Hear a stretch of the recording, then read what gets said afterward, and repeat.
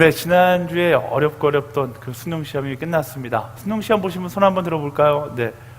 네, 수능 시험 본 사람들 수고했다고 박수 한번 쳐주면 좋을 것 같아요. 네. 정말 고생했습니다. 뜻하지 않게 일주일 더 마음 졸이면서 여러분들 수능 시험 봤는데요. 정말 고생 많이 했고요. 이제 다 훌훌 털어버리고 자유함을 만끽하면 좋을 것 같습니다. 수능 점수는 어떻게 나올지 모르겠지만 확실한 건 그 점수가 여러분들의 인생의 가치를 매기지는 않는다라는 것을 기억하면 좋을 것 같아요. 사람의 인생의 가치는 점수로 매길 수 없습니다. 수능 점수로도 매길 수 없고 여러분이 다니는 직장의 한국 랭크로도 매길 수 없는 것이죠. 여러분들이 태어난 그 순간부터 여러분은 세상에서 가장 중요한 사람이었고 가장 소중한 가치를 가지고 있는 사람입니다. 믿으세요? 믿으세요? 우리 가슴에 손을 얹고 저를 따라해 보시겠어요? 나는 세상에서 가장 중요한 사람입니다. 나는 세상에서 가장 소중한 사람입니다. 네, 굉장히 유치한 말이지만 저는 여러분들의 삶 가운데 이 두 가지 가치를 잊지 않고 살아가게 되기를 바랍니다. 매일 아침마다, 아니 매 순간마다 하나님께서 여러분들을 향해서 끊임없이 말하고 있는 말이 바로 이거예요. 너는 세상에서 가장 중요한 사람이다. 너는 세상에서 가장 소중한 사람이다. 이 문장을 저는 매일 아침 여러분들에게 스스로에게 선포했으면 좋겠어요. 그리고 선포할 뿐만 아니라 매일을 그렇게 살아가는 거예요. 가장 중요한 사람처럼 살아가고 가장 소중한 사람처럼 살아가는 저와 여러분들이 되기를 예수님의 이름으로 축원합니다. 네, 이렇게 이야기하면 아멘하고 다들 그렇게 살아야지 결단하는데 우린 자꾸만 세상 가운데 나아가면 이 마음을 잊어버리곤 합니다. 자꾸만 자신의 그런 소중한 가치를 인정하지 않고 누군가와 나를 비교하기 시작하는 거죠. 근데 비교하면 어떤 문제가 생겨나는가? 비교하다 보면 내가 별로 중요하지 않는 존재처럼 느껴지기 시작해요. 내가 소중하지 않은 존재처럼 느껴지기 시작하는 것이죠. 비교하지 마세요. 비교하지 말고 어떻게 해야 돼요? 반대로 감사해야 돼요. 비교하면 우리 삶 가운데 감사할 것들이 많이 있는데 그 감사할 것들을 바라보지 못하게 만듭니다. 비교하는 순간, 경험해본 사람 다 알 거예요. 비교하는 그 순간 우리 안에 감사가 싹 사그러져 버려요. 반대로 감사하는 순간 우리 안에 비교가 사라지게 되는 것이죠. 왜냐하면 감사하는 순간 우리는 깨닫게 되는 거거든요. 내가 얼마나 가치 있는 존재인지, 내가 얼마나 소중한 존재인지 깨닫게 되는 거예요. 근데 비교하면 잊어버리는 거예요. 내가 얼마나 가치 있는 존재였는지, 내가 얼마나 소중한 존재였는지를 잊어버리게 만드는 것이죠. 저는 그 여러분들의 가치와 여러분들의 소중한 존재의 그 이유, 존재 중요한 사람이라는 사실을 잊지 않고 마음 가운데 끊임없이 갖고 있는 사람들이 되기를 축복합니다. 그래서 비교가 아니라 감사할 수 있는 우리가 되어야 하는 것이죠. 요즘 유행하는 말 중에 관종이라는 용어가 있습니다. 관종. 네. 관심종자. 네. 얼마 전에 알았어요. 목사님 관종 아니에요? 이래서 관종이 뭔지 찾아봤더니 네. 좋은 말은 아니었어요. 네. 관심종자 체크리스트가 있어서 막 찾아봤는데 제가 뭐 또 관종이 아니라고 부정하기에는 굉장히 많은 것들에 해당되더라고요.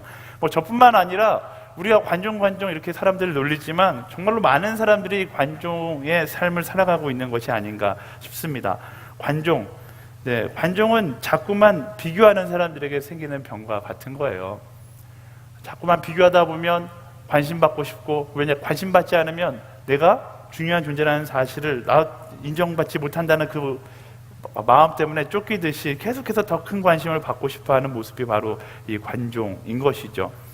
이전에도 사람들에게 다 있었는데 요즘 SNS가 발달되고 발달하면서 이 관종이라는 단어가 더 부각되는 것 같아요.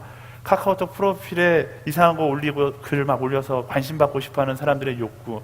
근데 저도 제가 이 설교를 준비하기 전에 지지난 2주 전쯤에 페이스북에 힘들 이렇게 썼다가 내가 지금 뭐 하고 있는 거지 이런 생각이 딱 드는 거예요. 내가 힘들다는 사실 누군가 인정받고 싶은 건가?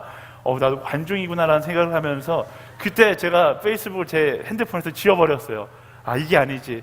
힘들다고 다른 사람들에게 관심을 찾는 것이 아니라 힘들면 어떻게 해야 돼요? 힘들면 주님을 찾아야지. 목사라는 사람이 힘들다라고 관심 받고 싶어하는 저의 모습을 보고서 엄청 회개했던 기억이 있습니다. 관종, 이 병을 이기는 방법은요 더 많은 관심을 받는 것이 아니에요. 예전에도 이야기했지만 더 많은 관심은 더 심각한 관종을 만들 뿐입니다. 관종은요, 사람들이 착각하는데요, 사랑을 못 받아서 생기는 병이라고 생각하는데 아니요, 저는 그렇지 않다라고 봐요. 관종은 감사가 없어서 생기는 병이에요. 내 삶 가운데 감사가 사라지니까 그때부터 누군가에게 사랑받고 싶어하고 자꾸만 누구랑 비교하고 나의 초라한 존재니까 이 초라함을 가리고 싶어서 다른 사람의 관심으로 그 초라함을 덮고 싶어하는 병이 바로 이 관종인 것이죠. 그래서 여기서 벗어나려면요, 더 많은 사랑을 간구하는 것이 아니라 페이스북에 힘들다, 나 좀 바라봐줘 이렇게 쓰는 것이 아니라 뭐예요? 감사를 찾아야 하는 거예요. 내 안에 숨겨져 있는 감사를 찾아내어야 하는 것이죠. 내가 관종이라는 생각이 든다라면 오늘도 나도 모르게 페이스북에 남들 보기 이상 전혀 이해가 되지 않는 글들을 올리고 있고, 여러분들 카카오톡 프로필이 정말 이상한 말도 안 되는 글로 쓰여져 있다라면 내가 지금 거기에 글 올릴 때가 아니라 뭐예요? 내 안에 숨겨져 있는 감사를 찾아야 될 때이다 라는 사실을 여러분들이 기억하기를 바랍니다. 정말로 페이스북에 글을 올리고 싶다, 카카오 프로필에 무언가 남기고 싶다, 그럼 어떻게 해야 되겠어요?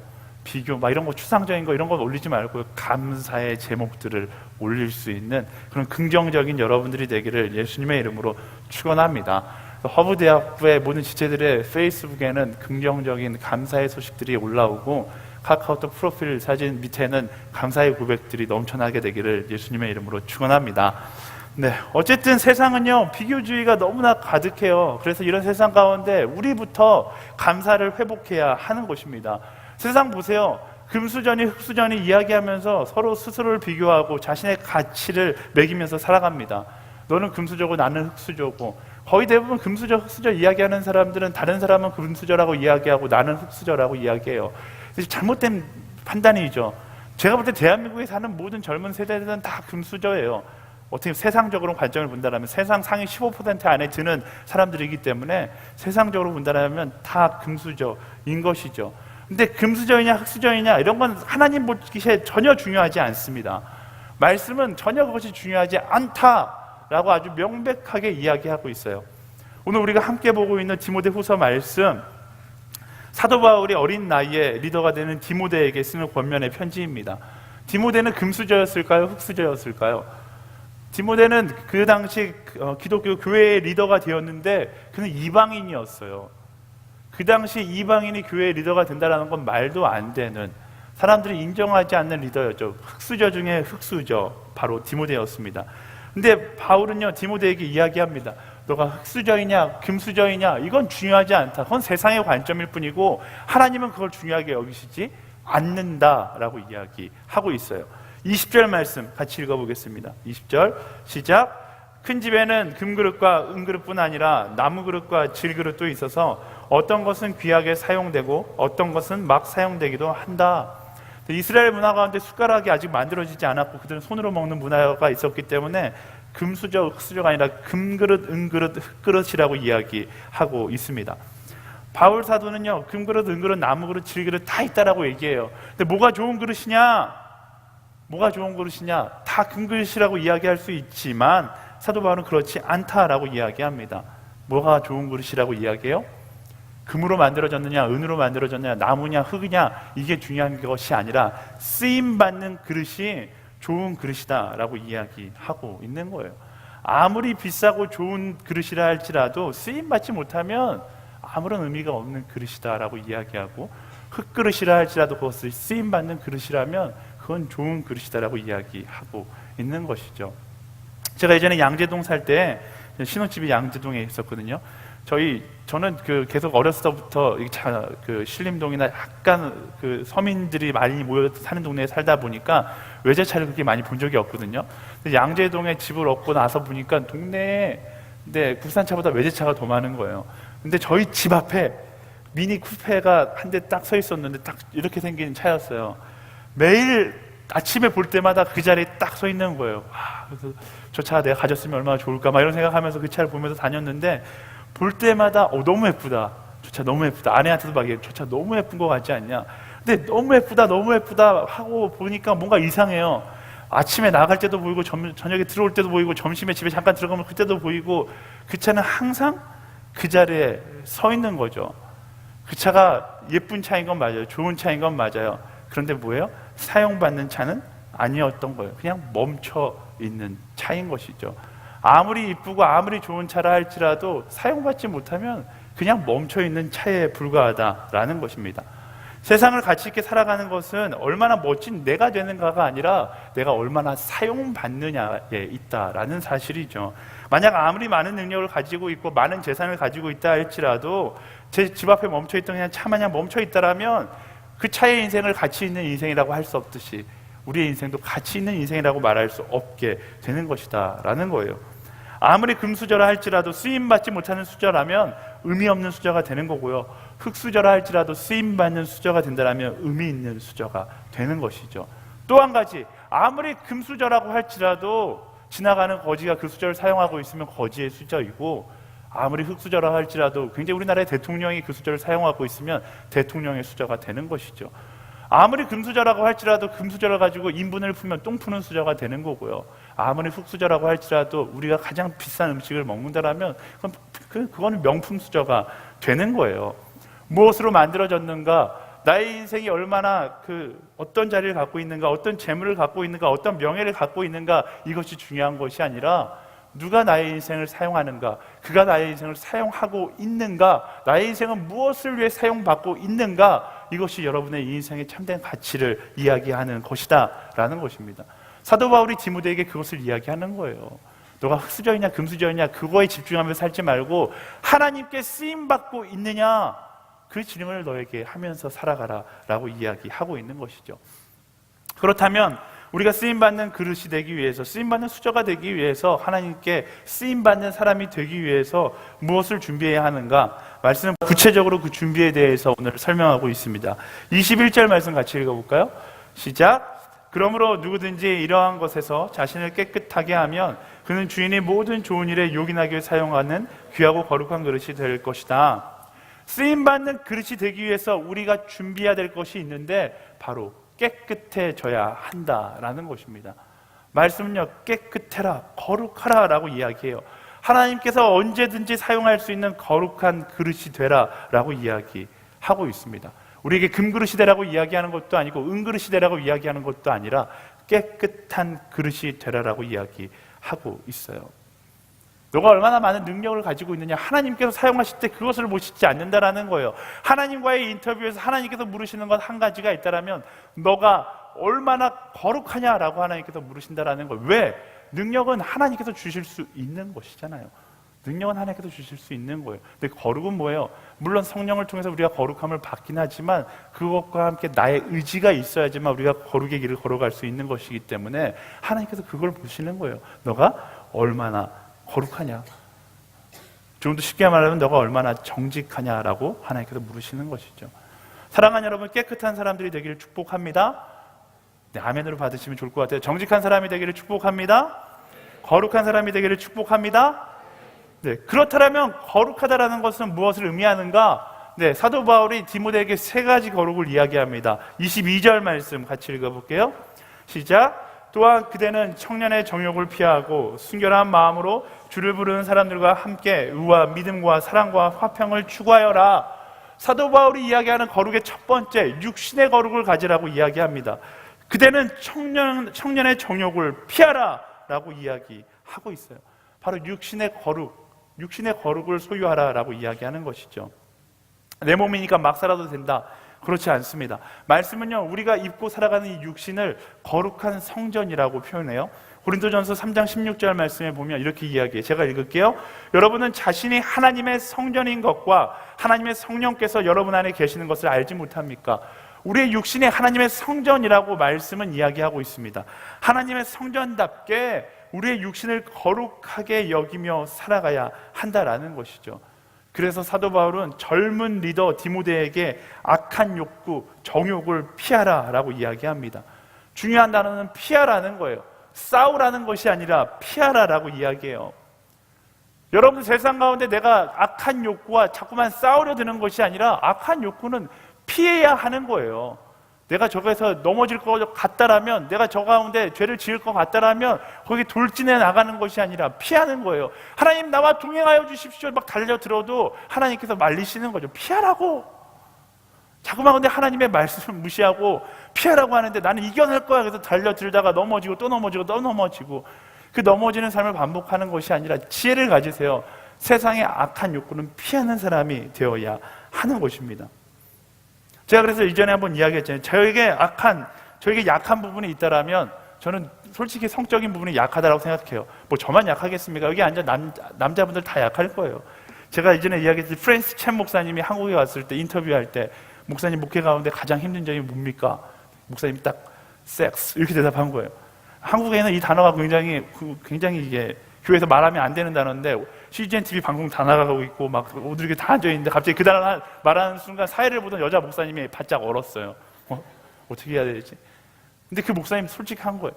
성적으로 약하니까 자기가 약한 것을 인정하고 알기 때문에 그 약함에 무너져 내릴 것 같은 자리에는 가지 않는다라는 거예요. 피한다라는 거예요. 저도 마찬가지예요. 제가 보이는 시각적인 것에 너무나 약하기 때문에 안 보려고 엄청 노력해요.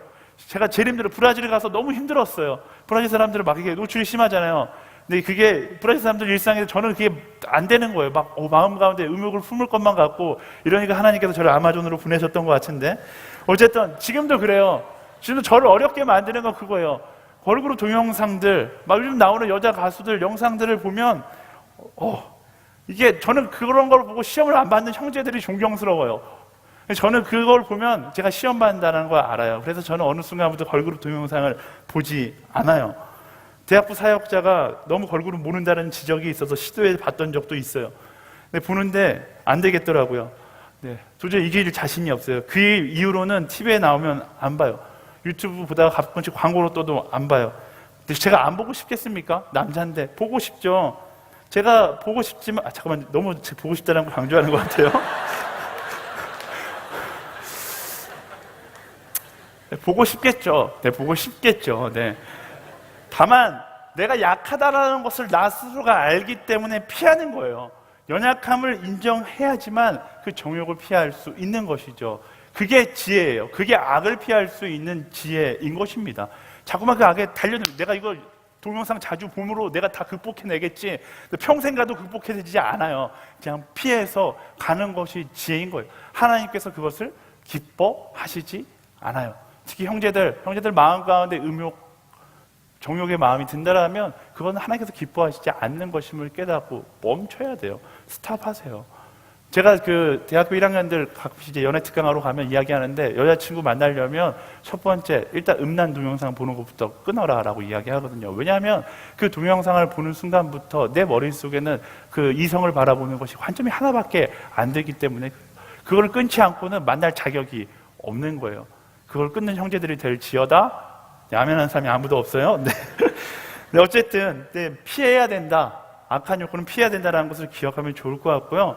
제가 너무 자주 이야기해도 귀찮을지 모르지만 술, 담배, 세상의 쾌락의 도구들 다 마찬가지예요.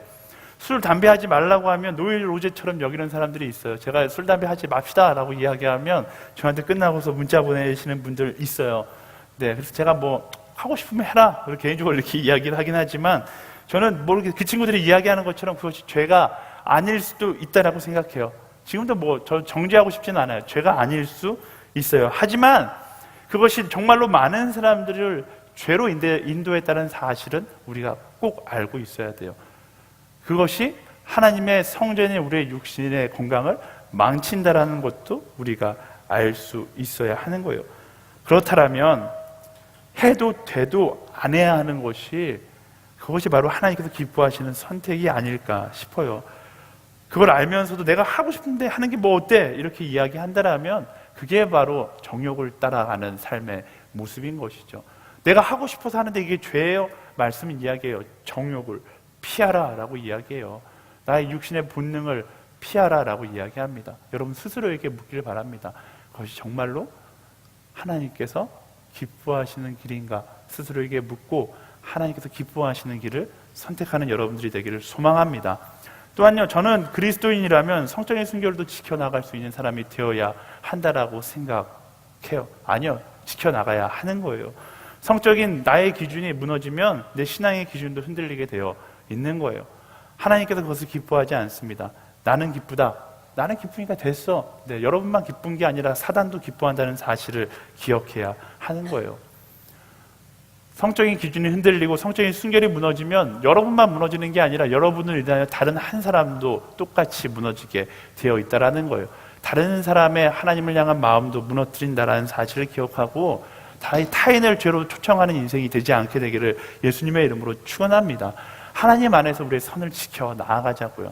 네, 저는 허브대학부도 세상의 통계가 다 들어와 있을 거라고 생각해요. 이 자리에도 혼전 순결 지키지 못하는 사람들이 있을 거라고 생각하는데요. 근데 하나님께서 원하시는 건 뭐냐면 바로 스탑 버튼을 누르기 원하시는 거예요. 멈추세요.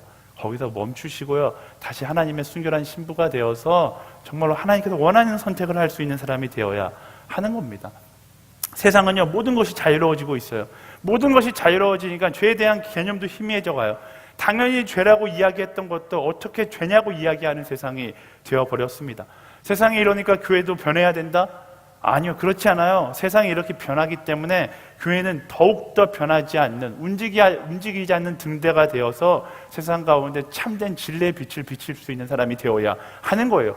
그리스도인들도 마찬가지. 교회의 역할, 바로 여러분들의 역할이에요. 여러분, 세상이 그렇게 살아가니까 나도 그렇게 살아가도 돼. 신앙을 가지고 그렇게 살아가도 돼. 아니요, 그렇지 않아요. 하나님께서는 그걸 기뻐하시지 않아요. 세상이 그렇게 흘러간다 할지라도 여러분은 세상 가운데 등대가 되어서 그 사람들에게 기준이 무엇인지 알려줄 수 있는 사람이 되어야 한다라는 것입니다. 세상의 합리화에 여러분의 마음, 여러분의 인생을 빼앗기지 않게 되기를 바랍니다. 하나님은요, 여전히 우리를 기다리고 계세요. 기대하고 계세요. 우리가 연약함을 인정하고 회개함으로 다시 거룩의 자리로, 하나님께서 사용하기 편한 거룩의 자리로 나오기를 기대하고 계세요. 타락의 자리에서 합리화하는 것이 아니라 회개하고, 내가 잘못된 길을 걸어가고 있다는 것을 인식했다면 회개하고 그분에게 돌아와 거룩의 자리에 설 수 있는, 하나님께서 사용하는 자의 자리에 설 수 있는 저와 여러분들이 되기를 축복합니다. 결단하세요. 결단하는데 이전에 내 삶에 대한 다른 사람들의 평가가 두렵습니까? 예전에 목사님 저는 술 그만 마시고 싶은데요. 제가 술 그만 마시면 연구소에, 너무 많이 말겠어요? 같이 일하는 회사에 동료들이 나를 이상하게 생각할 것 같아요. 야, 너 어제까지 우리랑 같이 술 마셨잖아. 오늘 갑자기 왜 그래? 이렇게 이야기할 것 같아요. 그게 두려워서 술을 못 끊겠다라는 거예요. 그래서 제가, 아니다. 너가 그것을 선포하고 술을 끊는 그 순간, 너 왜 그래? 미쳤어? 그러면 예수에 미쳤어. 이렇게 대답할 때, 그때 그게 하나님의 선한 영향력, 변한 너의 모습을 통하여 그들에게 도전이 될 것이다 라고 이야기했던 그런 경험이 있거든요. 저는 여러분들이 그런 결단이 있게 되기를 바라요. 여러분들이 변하는 것이 두렵습니까? 아니요, 그 변한 모습을 통해서 여러분의 주변 사람들이 하나님의 능력을 간증하게 될 것입니다. 조금 더 솔직하게 말할까요? 연예인들끼리의 관계에서 정욕에 이끌린 관계가 있다면 저는 여러분들이 멈춰서고 두 분이 손잡고 회개하게 되기를 예수님의 이름으로 축복합니다. 네, 아멘 하시지 말아요. 티나니까. 네. 도저히 못 참겠으면 어떻게 해야 돼요? 도저히 못 참으면 하나님께서 합법적인 장치를 만들어 주셨잖아요. 결혼하면 되는 거예요. 한 형제가 얼마 전에 이야기했던 프로포즈 할 때 이렇게 얘기했대요. 결혼해달라고 하니까 계속 결혼을 안 해주니까 이렇게, 야, 더 이상 나 죄짓게 만들지 말아줘. 이렇게 이야기했다는 거예요. 그 얘기 들으면서 참 지혜롭다라는 생각이 들었어요. 근데 내가 이길 자신이 없다라면 결혼하세요. 만약에 그렇게 할 자신이 없다라면 저는 여러분들에게 단호하게 이야기하면, 이 설교 준비하면서 내가 이렇게 단호하게 얘기해도 되나 했는데 하나님께서 단호하게 얘기하기를 원하세요. 여러분, 성적인 쾌락의 유혹에서 끊어질 수 없다라면 헤어지는 게 하나님께서 원하시는 거예요. 둘이 손잡고 회개할 자신이 없으면 헤어지세요. 그리고 하나님께서 말씀하시는 거룩의 편에 설 수 있는 여러분들이 되기를 예수님의 이름으로 축원합니다. 하나님은 우리 한 사람 한 사람이 거룩하기를 원하세요. 하나님 보시기에 거룩하지 않는 길을 걸어가고 있다면 여러분 처절하게 회개하는 그런 그리스도인들이 되기를 축복합니다. 우리 옆 사람에게 선포해 볼까요? 거룩한 육신이 될지어다. 아멘. 네, 두 번째 거룩은요, 마음의 거룩을 이야기하고 있습니다. 말씀은 순결한 마음을 가지라라고 이야기하고 있어요. 거룩은요, 우리의 마음을 깨끗하게 하는 것을 의미합니다. 마음을 깨끗하게 한다. 무엇을 이야기하냐면 나의 욕심과 교만과 야망을 제거해 나아간다라는 거예요. 하나님께서 우리를 창조하셨던 그 오리지널의 모습으로 나의 마음을 회복한다라는 것입니다. 우리의 욕심과 이기심이 내 마음을 더럽혔다라면 하나님께서는 그것을 정리하기를 원하신다라는 거예요. 우리가 결단하기를 원하세요. 근데 여기서는 우리의 결단만으로는 잘 안 돼요. 내 마음의 거룩은 여러분 다 경험해봤지만 내가 거룩해져야지, 거룩해져야지, 거룩해져야지. 내 결단만으로는 이 거룩이 잘 완성이 되지 않습니다. 그때 필요한 것이 바로 성령님의 도우심이에요. 마음의 거룩은 기도함으로 얻는 것. 기도하지 않고 마음의 거룩을 얻으려 하는 것 또한 교만일 수 있어요. 여러분, 저는 여러분들이 기도하는 사람들이 되기를 예수님의 이름으로 축원합니다. 기도하지 않고서는 견딜 수 없는 사람이 되었으면 좋겠어요. 제가 어려서부터 저희 아버지가 목회자라서 제가 아버지에게 감사한 것, 가장 감사한 것을 이야기해 보라면은 저희 아버지는 새벽 기도 안 나가면 이단 옆차기로 저를 후드려 패셨거든요. 근데 그게 제일 감사해요. 왜냐하면 새벽에 기도하는 습관을 주셨거든요. 저는 지금도 생각해요. 제가 새벽에 기도하는 습관이 없으면 저는 정말로 나쁜 사람이 되었을 것 같아요. 새벽에 기도하면서 무엇을 얘기해? 성령님께서 도와주시지 않으면 나는 거룩해질 수 없음을 주님 앞에 인정하고 성령의 도우심을 구하며 나아가는 거예요. 매일 아침 그렇게 기도함에도 불구하고 저녁이 되면 이미 교만 지수가 막 하늘을 찌르고 있는 저를 발견하게 되거든요. 매일 기도해도 그런데 기도하지 않는 사람은 얼마나 교만하고 얼마나 욕심이 채워져 있겠습니까? 저는 여러분들이 삶의 자리에서 정말로 쉼없이 꾸밈없이 기도할 수 있는 한 사람 한 사람들이 되기를 예수님의 이름으로 축원합니다.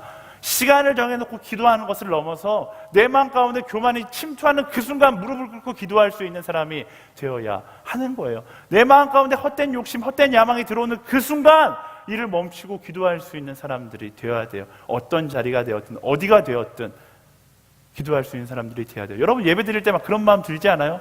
저는 예배 드릴 때 막 그런 마음이 막 찬양하다 보면 하나님께서 이렇게 꿇어라 이렇게 말씀하시는 마음이 들 때가 있어요. 네 안에 교만을 내려놓기 위해서 꿇어라.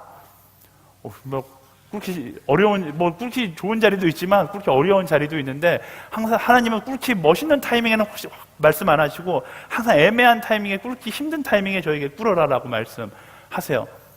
근데 꿇어야 돼요. 왜? 내 마음 가운데 하나님께서 쏟아내기 원하는 욕심과 교만의 마음이 있기 때문에 그런 것이죠. 그래요. 저는 찬양할 때 앞에서 찬양하면 하나님께서 저 마음 가운데 압박을 주세요. 네, 찬양 뛰어라. 네. 그러면 뛰어야 돼요. 안 뛰면 제 마음의 죄책감에 안 뛸 수가 없어요. 왜 뛰어요?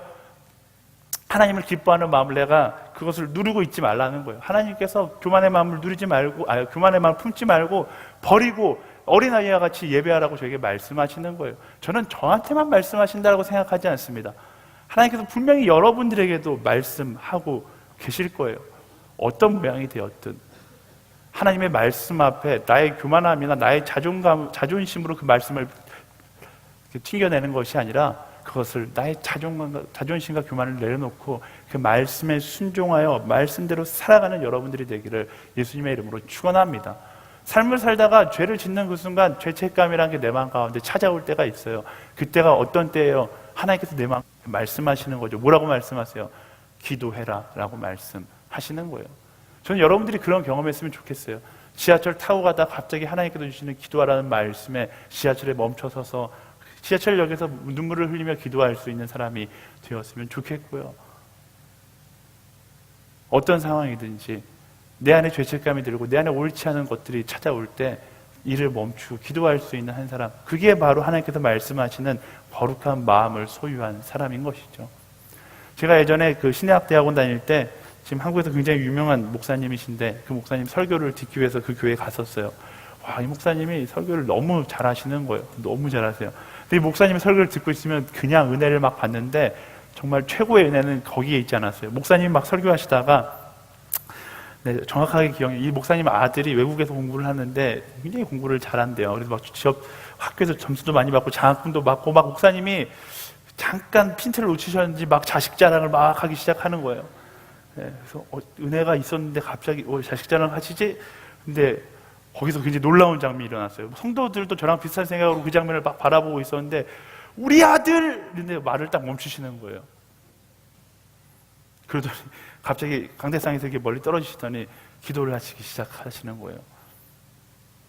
이런 마이크가 아니라 이게 앞에 있는 마이크니까 아주 조그만 소리로 들리는데 하나님, 내 자랑한 십자가에 못 박게 하시고 나를 용서하여 주십시오. 내 자랑한 십자가에 못 박게. 내 자랑한 십자가에 못 박게. 눈물을 흘리시면서 계속 이 말을 반복하신 내 자랑은 십자가에 못 박게 해주십시오. 내 자랑은 십자가에 못 박게 해주십시오. 목사님의 의도가 있었는지 없었는지 모르지만 그 순간 성도들이 다 함께 울면서 기도하기 시작하는 거예요. 근데 그 목사님을 보면서 전 참 목자이다라는 생각이 들었어요. 왜? 하나님께서 말씀하실 때 회개할 수 있는 용기가 그에게 있었기 때문에 그래요. 저는 그런 용기가 우리 모두에게 있었으면 좋겠어요. 하나님께서 말씀하신다라면 돌이킬 용기가 있는 그런 거룩한 마음을 소유한 사람들이 되기를 예수님의 이름으로 축원합니다. 우리 옆 사람에게 선포할까요? 마음이여 거룩할지어다. 아멘. 세 번째는 삶의 거룩을 이야기합니다. 말씀, 사도 바울은 삶의 거룩에 대해서 이렇게 이야기하는데, 주를 부르는 사람들과 함께 의와 믿음과 사랑과 화평을 추구해라 라고 이야기합니다. 거룩한 사람의 삶에 네 가지 키워드가 나와 있어요. 의와 믿음과 사랑과 화평. 다 같이 따라해 보시겠어요? 의와 믿음과 사랑과 화평. 이게 우리 삶 가운데 거룩한 사람들의 삶에서 나타나는 네 가지 키워드이다라는 거예요. 세상은 반대로 살아갑니다. 내 이웃을 배신하고 돈과 명예와 욕심과 전쟁의 승리를 추구하면서 살아가는 게 세상인데, 말씀은 반대로 이야기하고 있어요. 의와 믿음과 사랑과 화평을 추구하라 라고 이야기하고 있습니다. 우리가 삶 가운데 추구하는 삶의 목표가 내 욕심이 아닌 하나님의 마음에 있게 될 때 우리는 의와 믿음과 사랑과 화평을 따라 그것을 이루고자 살아가게 된다라는 것입니다. 돈, 명예, 욕심, 성공이 아니라 의와 믿음과 사랑과 화평을 따라가는 이 네 단어가 여러분의 거룩한 삶의 키워드가 되기를 예수님의 이름으로 축원합니다. 사도 바울이요, 이 키워드를 이야기한 다음에 디모데에게 어떻게 이 키워드를 가지고 사람들을 대할지에 대해서 또 이야기하는 장면이 나오는데, 23절 말씀 같이 읽어보겠습니다. 23절 시작. 어리석고 무식한 논쟁을 피하여라. 그래도 알다시피 그것은 다툼을 일으킬 뿐이다. 계속 읽을게요. 주의 종은 다투지 말아야 하고 모든 사람에 대해 온유하며 가르치기를 잘하고 참을성이 있어야 하며 반대하는 사람들을 온유함으로 바로잡아 주어야 한다. 이는 하나님께서 그들을 회개시켜 진리를 깨닫도록 하실지도 모른다는 기대 때문이고, 당시의 사람들은 그리스 문화의 영향을 받아서 논쟁하기를 좋아했어요. 서로 자신의 깨달음을 자랑하기를 좋아했죠. 그리스 철학자들이 막 그런 거 이야기하기 좋아하잖아요. 근데 논쟁은요, 그래요. 논쟁을 잘하면 좋은 스승으로 여김받을 수 있고, 논쟁을 잘하면 위대한 사람으로 여김받을 수 있지만, 사도 바울은 이야기해요. 무식한 논쟁을 피하라. 논쟁은 사람을 변화시키는 것이 아니라 결국 다툼을 일으킬 뿐이다 라고 이야기하고 있습니다. 사람들은요, 지금도 착각해요. 논쟁을 통해서 사람을 변화시킬 수 있다라고 생각해요. 저는 근데 100분 토론이 논쟁하는 거 보면서 한 번도 상대가 당신 얘기가 맞습니다라고 이야기하는 걸 본 적이, 여러분 본 적이 있어요? 본 적이 없어요. 논쟁은 사람을 변화시킬 수 없다라는 거예요. 사람은요, 교만이 기본 옵션이라 교만의 자리에서 내려오지 않는 이상 그 교만과 교만이 부딪히면 싸움만 될 뿐인 것이죠. 물론 변하는 척할 수 있어요. 한 사람의 권위가 너무나 높다거나 한 사람이 너무나 나보다 위대한 사람이라면 잠깐 변하는 척 할 수 있겠지만 본질적인 변화는 일어나지 않는 것이죠. 그래서 논쟁은 결국 다툼을 일으킬 뿐이다라고 사도 바울은 이야기하고 있습니다. 그리고 주의 종, 하나님께 쓰임받는 거룩의 사람은 뭐라고 이야기해요? 논쟁과 다툼을 멀리해라. 대신 온유함과 참을성으로 가르치는 사람이 되라 라는 거예요. 온유함과 참을성으로. 누구에게? 여기가 중요한 포인트인데요, 어떤 특별한 사람에게 온유함과 참을성을 보이라라고 이야기하지 않습니다. 말씀은 모든 사람에게 온유함과 참을성으로 가르치는 사람이 되라라고 이야기하는 거예요. 온유함은 쉽게 말하면 친절함이에요. 그러니까 친절과 인내를 가진 사람이 되어서 세상 사람들을 대하라라고 이야기하는 것입니다. 그로 인해서 우리는 무엇을 만드는 거예요? 분쟁을 만드는 사람이 아니라 온유와 인내를 가지고 세상 가운데 화평을 만드는 사람이 되어야 하는 것입니다. 그리스도인이 가는 곳곳마다 평화가 선포돼야 되고, 그리스도인이 서는 곳곳마다 하나님 나라의 화평이 그 가운데 넘쳐나야 하는 거예요. 상담을 하다가 보면 항상 같은 고민들을 가지고 오는 사람들이 있어요. 이상하게 내가 가는 곳마다 분쟁이 있다는 거예요. 그 분쟁을 피해서 다른 곳에 가면 또 그곳에 분쟁이 생긴대요. 그래서 또 분쟁을 피해서 다른 곳에 가면 또 분쟁이 생긴대요. 이야기를 듣다가 문제를 알았어요. 100% 확실해요. 뭐예요? 그곳에 분쟁이 있는 것이 아니라 내가 분쟁을 만들면서 다니는 것이죠. 그리스도인은 그 반대가 돼야 돼요. 분쟁을 만드는 사람이 아니라 내가 가는 곳에 화평이 넘쳐나고 사랑이 넘쳐나게 도전을 주는 사람들이 되어야 하는 것입니다. 온유한 사람의 영향력, 인내하는 사람의 영향력, 바로 하나님 나라의 평화가 그 가운데 선포된다라는 거예요. 저는 여러분들이 하나님 나라의 거룩한 준비를, 거룩한 백성이 되어서 여러분이 가는 곳곳마다 이 온유와 인내를 가지고 그 땅을 치유하고 그 땅을 만짐으로 분쟁을 종료시키고 그것 가운데 하나님의 화평을 선포하는 그런 참된 그리스도인들이 되기를 예수님의 이름으로 축원합니다. 그래서 말씀은 이야기 26절 말씀 같이 읽어보겠습니다. 시작. 마귀에게 붙잡혀 마귀의 뜻을 따르던 그들이 정신을 차리고 마귀의 올무에서 벗어나게 될지도 모른다는 기대 때문이다. 세상을 변화시키려고 그토록 논쟁하며 변화되지 않았는데 뭐라고 얘기해요? 너희가 거룩을 가지고 온유와 인내를 가지고 세상 가운데 나아가면 마귀의 올무에 묶여있던 사람들이 그 올무에서부터 벗어날지도 모른다라고 얘기해요. 벗어나게 하는 것, 그것이 그리스도인의 사명이라고 이야기하고 있는 것이죠. 결국 거룩한 사람들을 통해서 세상 사람들이 돌아오게 된다라고 사도 바울은 이야기하고 있는 것입니다. 사랑하는 여러분, 세상은 논쟁을 통해서 변화되지 않습니다. 거룩한 사람들의 거룩의 모습이 온유와 친절함을 만나게 되어 세상 가운데 도전을 줄 때 그때 세상이 변화되기 시작하는 거고요. 그때 세상 가운데 하나님을 바라보고 나아오게 되는 거예요. 누구를 통해서 하나님을 바라봐요? 바로 그 거룩을 무장한 사람, 바로 여러분들을 통해서 하나님을 바라보게 되는 것이죠. 세상 가운데 나의 욕심을 주장하는 것이 아니라 정말로 거룩으로 무장하고 말씀이 이야기하는 것처럼 온유와 친절함을 가진 그리스도인들이 되기를 예수님의 이름으로 축원합니다. 저는 확신해요. 제가 정말로 한 재작년까지 고민했던 문제 중에 하나가 성령께서 임하시면 인품이 변하는가예요. 여러분 그런 고민 안 해봐요? 교회에서 만나고 저 성령 충만한 사람인데 성격은 그지 같은 사람이 있어요. 너무 궁금한 거예요. 성령께서 임하시면 인품은 변하는가? 뭐라고 대답하겠어요? 저는 생각해요. 성령께서 임하시면 인품은 변화되게 되어 있어요. 가끔씩 성령께서 임하셨는데 인품이 변화되지 않은 사람들이 있어요. 그건 어떤 사람이에요? 나의 기도가 아직 채워지지 않은 사람이에요. 그런 관점으로 보고 내가 그 사람을 위해 기도하면 그 사람이 변화되는 거예요. 저는 여러분들 성령 충만함으로 여러분의 인품이 변하여 세상 가운데 정말로 본이 되는 그런 한 사람 한 사람들이 되기를 예수님의 이름으로 축원합니다. 사도 바울이 디모데에게 이야기하고 있어요. 온유와 친절함으로 사람들을 대하라라고 이야기하고 있어요. 누구처럼? 예수님처럼. 저는 우리 모두가 세상 가운데 온유와 친절함으로 나아갈 수 있는 사람들이 되기를 예수님의 이름으로 축원합니다. 네, 말씀을 정리하겠습니다. 시간이 없어서 좀 급하게 정리할게요. 하나님께서는 금수저냐 흙수저냐 중요하지 않다라고 이야기합니다. 여러분 금수저 흙수저 이야기하지 마세요. 하나님께서는 그런 문제 상관없다라고 얘기합니다. 얼만큼의 능력을 가지고 있는가 중요하지 않습니다. 제일 좋은 수저는 어떤 모양이든 쓰임받는 수저이고 하나님께 들려있는 수저가 제일 좋은 수저라고 이야기하고 있어요. 언제 우리가 하나님께 들림받는 수저가 될 수 있다고요? 말씀은 이야기해요. 거룩한 사람이 될 때, 육신의 거룩을 갖고 마음의 거룩을 갖고 삶의 거룩을 가질 때 하나님께서 우리를 들어 사용하신다라고 이야기합니다. 그리고 그 거룩함이 온유함과 인내를 만났을 때 그때 세상은 우리를 통해서 하나님을 보게 된다라는 거예요. 저는 여러분들이 세상 가운데 그렇게 여러분들의 삶을 통해 예수 그리스도를 보여줄 수 있는 사람들이 되기를 예수님의 이름으로 축원합니다. 성경은요, 아무리 읽어도 성경 말씀 가운데 복잡하게 이야기하는 부분이 단 한 군데도 없어요. 성경의 답은 매우 간단해요. Like Jesus, 예수님처럼 살아가면 되는 거예요. 예수님을 사랑하는 기쁨을 붙잡고 살아가면 되는 거예요. 세상 사람들은 자꾸만 헛된 기쁨을 찾으려고 하니까 인생이 복잡해지는 거잖아요. 디모데에게 사도 바울이 하는 얘기도 마찬가지예요. 세상에서 기쁨을 찾는 것이 아니라 주님을 사랑하는 데서 기쁨을 찾으면 너의 인생 가운데 참된 행복이 있을 거다.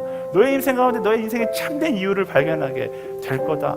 오직 한 가지, 주님을 사랑하는 그 마음, 주님의 사랑을 참된 기쁨으로 여기는 그 마음, 그 마음을 품으라 라고 이야기하면 누가 그 마음을 느낄 수 있어요? 바로 거룩의 자리를 선택하는 사람이 그 마음을 느낄 수 있어요. 저는 이 예배 가운데 여러분 마음 가운데 욕심과 여러분 마음 가운데 이기심을 다 내려놓고 말씀이 이야기하는 그 거룩한 그 거룩을 붙잡고 예수님의 사랑을 마음껏 누리며 그 예수님의 사랑에서 참된 기쁨을 회복하게 되기를 축복합니다. 우리 옆 사람에게 마지막으로 선포할까요? 네, 예수님이 그 사랑을 회복할지어다. 아멘. 우리 함께 찬양하면서 예수님의 사랑을 마음껏 기뻐하며 나가게 되길 소망합니다.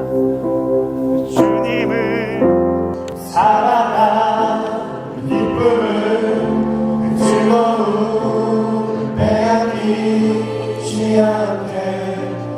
하소서.